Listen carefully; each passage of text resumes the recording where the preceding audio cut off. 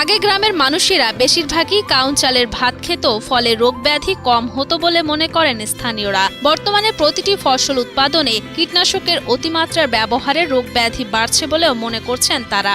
কাউনের ভাত আর কাঁঠাল আমরা খাইছিলাম, তাতে মনে করেন রোগ ব্যাধি কম ছিল, মানুষের রোগ ব্যাধি খুব কমই হইত।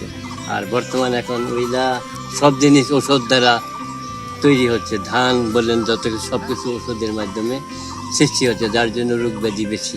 পুষ্টিগুণ সমৃদ্ধ এ খাবার ডায়াবেটিক্স, কোষ্ঠকাঠিন্য সহ নানা রোগের রোগীদের জন্য আদর্শ খাবার বলছেন চিকিৎসক ডাক্তার SM মাহবুবুল আলম। কিন্তু এর বিকল্প খাবার হিসেবে কাউনকে আমরা যদি বিবেচনা করি, এটি হাই জিআই ইন্ডেক্স, মানে ব্লাডের শর্করার পরিমাণ একটু স্লোলি মানে আস্তে আস্তে বাড়াবে। এর ফলে ডায়াবেটিস রোগীরা উপকৃত হবেন, তাদের ব্লাড সুগার নিয়ন্ত্রণে রাখতে পারবেন।